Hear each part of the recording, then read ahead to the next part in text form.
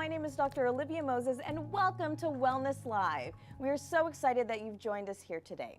And we are brought to you by Loma Linda University's Risk Management Department and the Living Whole Wellness Program. Now, it is December, the end of the year. We're looking forward to a new year, and actually right now, Christmas is next week.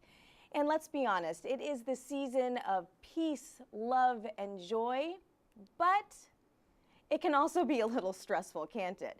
So we have a guest today that is the perfect person to talk about this subject.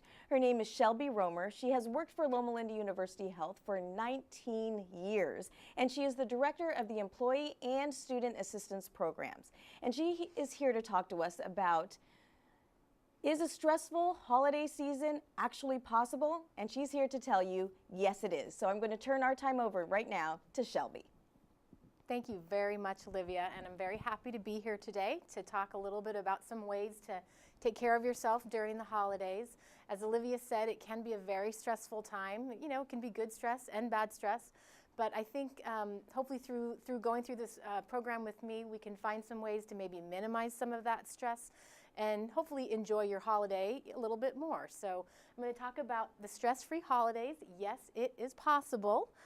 I'm going to move ahead here. Okay, so the holidays, just to start out, friend or foe. Obviously, it's a wonderful time. It's a peaceful time. It's a time to spend with family and friends and to really enjoy the season. But yes, it can be kind of stressful. Love and togetherness can also bring some major stress. There's a lot of extra responsibilities that people have during the holidays, traveling, hosting parties, maybe attending. Extra responsibilities and financial stress can really add up and can really impact your ability to cope and enjoy your holiday season. So there are three major holiday stressors. Family and relationships are probably the biggest added stressor. Finances can create huge stresses on people and families. And then there's just extra physical demands. There are more things that are being asked of you, more places to go, more, you might have more responsibilities at work because of year-end kind of things. And so it just can be more demands upon your time. That can all add up to be very stressful. I just wanted to talk a little bit about some of the resources that you have here on campus before I get into the rest of my presentation, but you do have a lot of resources here at Loma Linda. The Employee and Student Assistance Program is one place where you can get some extra support. We provide free and confidential counseling services. It's available for you and your immediate family members. We are all master's level marriage and family therapists. So very capable and qualified to help you work on your stress and how to take care of yourself. We have treatment and support tailored to your specific needs, as well as a very nice and warm environment. And we do a lot of crisis intervention when things come up and people need immediate services. We also are able to meet that need here on campus. So, all right. So we are now going to talk about 12 tips to enjoy your holiday. And some of these might seem sort of common sense, but the fact remains is that we don't often do these things. And so by, I think, like highlighting some of them and really kind of talking a little bit about them, it can be a way to really enjoy yourself more during the season. All right, so the first one is plan a budget. A lot of extra financial strain during the holidays, between gifts and travel, extra food, entertainment. It's easy to overspend. I don't know if you know this, but it takes about 4 months for the average credit card user to pay off holiday spending. So that can be very impactful. It can impact how you start the new year, maybe your financial goals moving forward. If you're still paying off things from the holidays, that can add to your stress. So a really good idea is to decide ahead of time what exactly you can afford to spend. Sit down, make a budget, write things down. It's always important to write things down so that you don't forget or, don't remember the things that were important. Another great idea is to make lists and choose ahead of time what are the things that you want to purchase during your holidays. Make lists of gifts, know exactly what you're wanting to spend so that when you go out into shopping areas and places, you know exactly what you're looking for and you're not distracted by maybe things that you don't need or aren't on your budget. So it's really good to do that ahead of time before you actually go shopping. And then another really good tip is to record all of your holiday spending so that you can look at it frequently. Don't do it and then at the end see how you did. Check in with your holiday spending, on a weekly basis even. Keep all your receipts. Like I said, write everything down. So number one, plan a budget. Number two, and this is obviously harder to do, than it looks, but try to focus on one thing at a time. We get so busy and we are so engaged in a lot of wonderful things in our life, but it can be overwhelming if we have too many things on our plate. So don't try to do everything at once. A really great idea is to make lists for yourself. Sometimes if you make a big to-do list, it's way too overwhelming. So I like to have a list maybe for a day, maybe for a week, maybe your overall goals for the month. But break it down so that you can really see that it's more doable than just looking at this huge task list, because that can actually add to your stress. Mark off accomplishments as you complete them, and try to, enjoy your accomplishments rather than just, checking it off and moving on to the next thing. Give yourself a little time to say, hey, I enjoyed doing this, I did a good job, and I have other things to do, but I got this done. So I think that can help with, just your overall feeling of satisfaction. And then look back at what you've accomplished. And again, enjoy those accomplishments rather than regret that maybe you didn't get to every single thing on your list. Number 2, do one thing at a time. 3, simplify. Again, easy to say, hard to do, but try to cut back on the number of outings that you commit to. You have a lot of demands on your time, especially during this season. I think the time from Thanksgiving through the end of the year, probably one of the busiest of the year. So, just be very intentional about what you do say yes to. Maybe have a family member, each of your family members pick out 1 or 2 outings or events that mean something to them so that everybody has something that's, important rather than just quantity. It's the quality of things that you choose to commit to. Find ways to simplify your shopping. A little pre-planning can be very helpful. If it's possible, it's not always possible, but you can try to take a personal day off from work. Try to do your shopping on off-peak hours if possible. It's a lot easier to go to some of these places during the day when most people are at work. You can get a lot more done. It's a lot more efficient. So that's something to keep in mind. And then try to pick one shopping, location, and try to kind of do one-stop shopping. Again, just a little pre-planning can really help cut down on just the crazy driving around and trying to get to different places, and can just help you feel a lot more, like I said, satisfied with what you're doing and just kind of enjoying the whole process. Shopping at home on the internet is obviously very efficient. You can get a lot of stuff done that way as well. So number 3 is simplify. 4, just say no. It's hard to say no to people in our lives at times, but it's a really good skill to have. Being able to set boundaries and be clear about what things that you can actually, commit to and ready to take on is really good. Try not to let anyone pressure you or guilt you into taking on more than you can handle. You may have somebody in your life that's really good at that, but it's something that, you can be in charge of. You don't have to say yes to everything. Nicely but firmly decline activities or engagements that you simply don't have time, the energy, or the desire to participate in. You don't have to do everything. It's not required. Some things are required, and so you have to kind of decide what is and what isn't so that you're focusing on the things that are very important to you. If there are requests or events that you can't say no to, like I said, sometimes we can't say no, make sure that you stay balanced and maybe cut something else out that's less important to you so that you can keep things, in a good place. Don't feel like you have to respond immediately to invitations. It's okay to say, hey, let me look at my schedule, or I need to check and get back with you. It's okay to listen to the voicemail first before you, feel like you have to say yes to something right away. Because, again, if you say yes to everything, at the end of it, it may not have been a good experience for you. Hold your tongue. This is a good one. Togetherness and family drama can often go hand in hand. So families are wonderful, but there can also be dynamics that come up. It's not uncommon for positive and negative family dynamics to intensify during the holiday season. People are under a lot of stress and strain, as we've already said. And so it's not, uncommon to just see some of these things become a little bit more intense. So it's good to be aware of that. Keep the peace by accepting family members for who they are, and set an example by practicing forgiveness and grace. Try to remind yourself that it's not your job and probably not possible to really change anyone. And so, what you can do is accept where people are at in their life and try to enjoy the things about them that are easier to enjoy, focusing on those things rather maybe on some other things that make you a little nuts. Try not to take things too personally or to overreact. When we are keeping ourselves in a good place and kind of balanced, it's a lot easier to not overreact. It's when we're not engaging in our self-care and being very intentional about how we are participating in our life we tend to overreact more, so just being aware of that. And then I like this simple piece of advice. I remind myself of this. If something isn't necessary, true, or nice, don't say it. And you can kind of go through that little inventory for yourself and decide. A lot of times you'll be like, no, I don't think that I need to say that. So it's a good thing to keep in mind. All right. Number 6, watch what you eat during the holidays. That makes sense, right? But again, there's a lot of ways to overindulge during the holidays. There's lots of extra food around. I even know in my department there's stuff everywhere. And I'm sure that's true for a lot of people. But important to, again, be intentional about what kinds of things you're eating, because it can impact, obviously your physical health, but your emotional health as well. Increased intakes of certain foods like sweets and fats and carbohydrates can actually cause you to feel more run down and less jolly. So being aware of those things is important. Try to eat healthy snacks like fruits and vegetables before you go out. If you have an event in the evening, make sure you've eaten something, that you're not starving. Make sure you've eaten something healthy.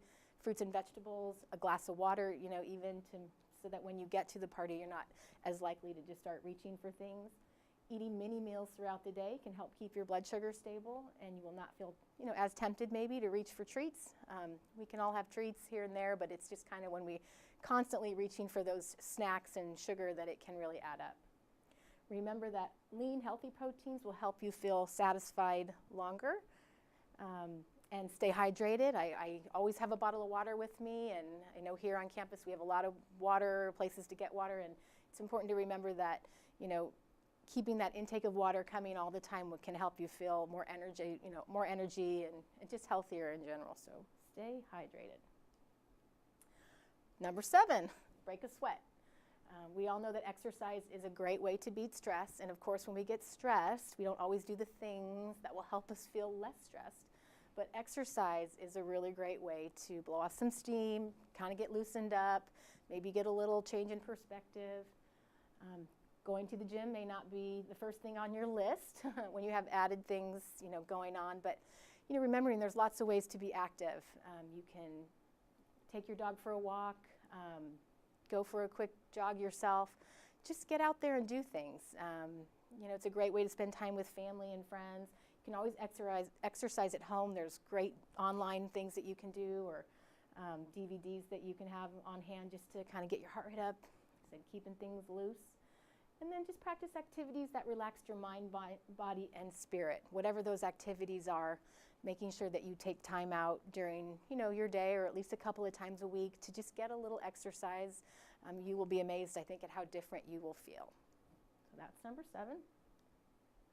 Number 8, and this is really hard, set aside some me time, making yourself a priority. It's hard with all the extra responsibilities that you probably have at this time, but it's actually a really good way that you can increase your ability to cope and to enjoy the season and your family. So decompress on a daily basis. And when I mean decompress, I mean take some time out, whether it's 5, 10, 15 minutes, whatever you have, to just be by yourself, to be quiet, just be alone with your thoughts, do some deep breathing. You can sit and breathe for 5 minutes, and you will be amazed at how different you will automatically feel. You can't help but feel better if you do that. All of your stress may not go away magically, but you will feel better, and it's something that you can do very quickly and very easily. Maybe have a favorite cozy hot drink, fireplace, listen to some soothing music. Doing these kinds of activities, they're easy and they're free. And so by incorporating some of these things into your daily routine, I think you're going to see that you get a big payoff at the end. Excuse me. Embrace your emotions. This is very important. The holidays can be stressful under the best of conditions. It can be even tougher if there are extenuating circumstances in your life. Loss of a loved one, changes in life like divorce, kids going off to college, or simply being alone can intensify these feelings of sadness, isolation, and loneliness. Very normal, but it can be very overwhelming. Don't be afraid to reach out to safe and trusted people in your support system. And be, people that you trust, that you can express your emotions to openly and that you feel safe with. It's okay to be honest, and you don't have to fake being happy. Excuse me, I'm going to take another drink. Okay, so number 10, give back. A great way to cope with holiday stress is to give back in some way. It helps to gain perspective and remember what's really important in life. There are lots of ways to give back to your community. Volunteer at a local nonprofit. Soup kitchens, we have lots of need in our community. It's not too hard to find a place to volunteer on our campus here. We have tons of ways to give back to the community. Or maybe a nursing facility or a place where you could go and spend some time with somebody that maybe is elderly or ill or who doesn't have a lot of people in your life. It's ways to connect with people and to be present for people who don't have a lot of people in their life maybe that are giving them support. And you can take your whole family, you know, you can go as a unit to go and do these kinds of activities, and so that everybody gets to benefit from that. Helping others in need will help you have a greater sense of joy, and I think it's just a wonderful thing to do. All right, number 11, have realistic expectations of yourself in your life. Things aren't perfect. Things are going to happen. It's life. A lot of times I feel like the media and advertisements kind of paint this picture of what the holidays are like, and if you don't feel like your holidays are like that, maybe you feel inadequate or like you're not doing a good job. And so remembering that those are not necessarily true messages or realistic messages for people to have, that we all have our own life and journey, and it's important to focus on what things are important to you and what bring you joy. Try not to sweat the small stuff, obviously. Focus on what's really important in your life. Give thanks for our many blessings, and remember that it's really relationships and people in our lives is that what counts and brings us true joy. Okay, number 12. So this is really important.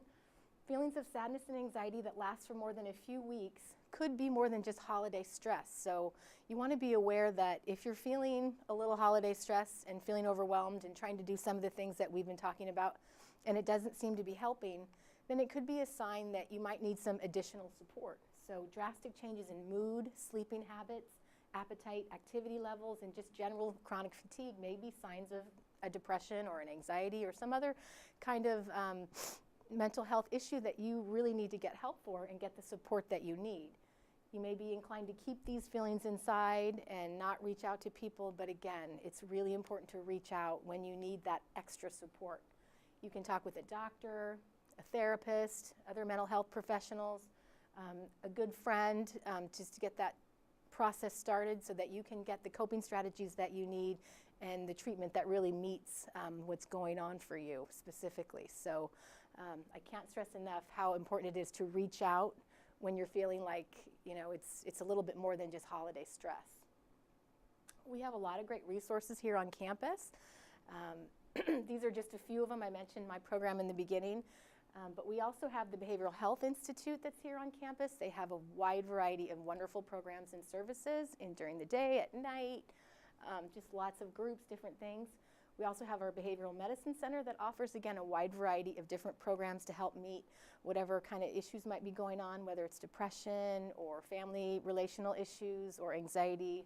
It's really a good way to get help. And then we also have our family medical group on campus that does a great job of meeting with patients and employees and helping them get the services that they need. So again, I really encourage you to take care of yourself during the holidays and just be aware that some of these things you can just kind of incorporate into your daily routine, and you will see a huge payback. Thank you so much, Shelby. Those were some really great tips on maybe getting back the joy of our holidays. I actually kind of have a serious question for you. We are just literally weeks out of devastation and tragedy with our San Bernardino, just terrible tragedy. And now we're going into the holidays. Right. And not only do we have employees that could have been personally touched by this devastation, might be feeling loss for the very first time. Even people who might not have been directly associated, but still it's in the family. Absolutely. What advice would you have for us now as a whole family who have experienced this going into the holidays? That's a great question, Olivia. And the thing that I can tell you is, especially with a trauma of that magnitude, is that you have the initial response and the initial emotions and things that come out. But it really takes a while for a lot of this to kind of roll out. And so it can be, weeks and months. People are still feeling kind of the triggers, even if they weren't directly involved. It can be triggering. And a lot of people knew people and did have some connection. So what I would say is just kind of be aware that trauma is something that can be a slow process. And a lot of times you get a lot of services and support up front, but it's 2-3 months down the line when things have kind of gone back to whatever the new normal might be, that people are still feeling maybe a little isolated or forgotten, or like they still need that extra support. So if you see a friend or a coworker or someone in your life that you still really think is struggling, again, I would encourage them to reach out and to maybe even help them find some of those resources. Okay. And all of these resources can help anybody that is dealing with this type of loss. Specifically, the Behavioral Medicine Center and the Behavioral Institute and the Family Medical Group are on our campus, but they are not only for employees or students, they are for everyone here in the community. Okay, perfect. So let's go to actually a question that is from you, the viewer. I have a tough time saying no in general, not just around the holidays. So I think we might know some people like that, right? What do you feel is the most effective way to begin feeling good when saying no? I think the first thing is to remind yourself that it is your right, actually, to say no. I think sometimes we believe firmly that we shouldn't say no, and that, in fact, we must say yes to everything. Sometimes these messages are given to us at different times in our life. Sometimes it's just, you want to be helpful, you want to be there for people, but it is actually your right to say no to things and to pick and choose what kinds of things you want to participate and put your time into. And it's really hard. I get that. It's hard to start that process, but sometimes it's helpful to, reach out, like we were talking about, to a therapist or a counselor and kind of do some role playing about that. Have some language in your tools, your toolbox to say when you're actually setting boundaries or saying no to people, so that you feel more comfortable, actually doing it. Some of those other things I said, by buying yourself some time, I think are helpful too. You don't have to say yes to everything immediately. Right. Great. Please keep the questions coming. Some of these are really good. This one's a very interesting one. How do I make my extended family members more enjoyable? That is a great question. Magic wand? No. Again, I think trying to identify, first of all, reminding yourself it's not possible for you to change someone else. It's just not. The things that we can be in charge of in this world are ourselves and, our relationships and how we kind of take care of ourselves. But it's not possible to change other people. But you can find ways to accept people and maybe decide ahead of time, if you have a difficult person in your extended family, what are some of the conversations that are okay to have with that person? Identify what are some of the things we can talk about. What are some of the things that we're just not going to go there? And maybe if that person tries to go there, you have kind of an escape route, ways to say, you know what, it's great to see you. I'll be right back. Yeah. Ways to kind of create some of those buffers in your family relationships so that you don't feel like you're trapped. Right. No, great. Now, a lot of our employees here at Loma Linda University Health work very hard, as you know. You're one of them. As are you. Yeah. When we go through this process of year end, sometimes there is a lot of year end wrap up. In addition, we also have, not only with the year end wrap up, there's planning for the big boom of the new year activities. And then we have basically this firestorm of to-dos for work. Right. How do we then, or what suggestions would you have on how to kind of shut that off and not let that kind of creep in to the time we have outside of work with our family and friends? Yeah. I really like the idea of trying to be sort of intentional on a daily basis in your life. When you set out, take a few minutes in the morning. We talked about that me time. If you can have that time in the morning before you go off on your busy day. Sometimes you have to get pretty early to get that 10, 15 minutes, but trying to find that time to kind of just sit with yourself and say, what are some of the things that I want to do today, get done today? What's realistic for me to get done today? And in some ways kind of compartmentalize, because if you think about it all at one time, you'll implode, but taking some time to say, this is a good day right here. I'm going to do this, I'm going to get this, and I'm going to get this done. And then if you kind of do that on a daily basis, I think you'll feel like you're getting more satisfaction out of kind of your here and now. Wonderful. We have another excellent question from the audience. how do I deal with the fact that I love to give gifts but have an incredibly limited budget? Right. Pinterest? I know.